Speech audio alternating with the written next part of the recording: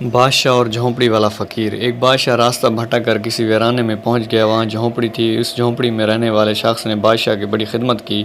وہ غریب جانتا بھی نہیں تھا کہ یہ بادشاہ ہے۔ مسافر سمجھ کر خدمت کی۔ بادشاہ بہت خوش ہوا۔ جب جانے لگا تو اس نے اپنی انگلی سے انگوٹھی اتاری اور کہا، تم مجھے نہیں جانتے ہو کہ میں بادشاہ ہوں؟ یہ انگوٹھی اپنے پاس رکھو، جب کبھی کوئی ضرورت پیش ہو ہمارے محل میں آ جانا۔ دروازے پر جو دربان ہوگا اسے یہ انگوٹھی دکھا دینا، ہم کسی بھی حالت میں ہوں گے وہ ہم سے ملاقات کرا دے گا۔ بادشاہ چلا گیا۔ کچھ دن کے بعد اس کو کوئی ضرورت پیش آئی تو وہ دیہاتی بڑے میاں محل کے دروازے پر پہنچے۔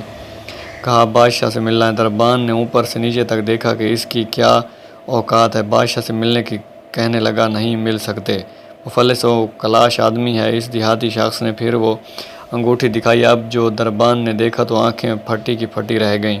یہ بادشاہ کی مہر لگانے والی انگوٹھی آپ کے پاس۔ بادشاہ کا حکم تھا کہ یہ انگوٹھی جو لے کر آئے گا، ہم جس حالت میں ہوں اسے ہمارے پاس پہنچا دیا جائے۔ چنانچہ دربان اسے ساتھ لے کر بادشاہ کے خاص کمرے تک گیا۔ دروازہ کھلا ہوا تھا۔ اندر داخل ہوئے۔ اب یہ جو شخص وہاں چلا کر آیا تھا اس کی نظر پڑی کہ بادشاہ نماز میں مشغول ہے۔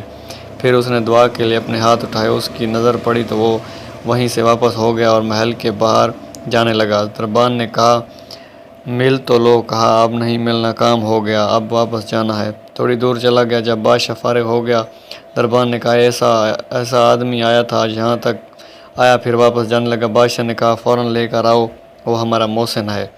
واپس لایا گیا۔ بادشاہ نے کہا، آئے ہو تو ملے ہوتے، ایسا کیسے چلے گئے؟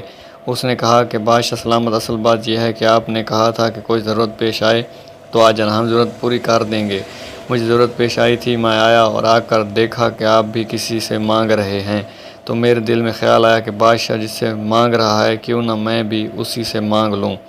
یہ ہے وہ چیز کہ ہمیں جب کبھی کوئی ضرورت ہو، بڑی ہو یا چھوٹی، اس کا سوال صرف اللہ پاک سے کیا جائے کہ وہی ایک در ہے جہاں مان رکھا جاتا ہے۔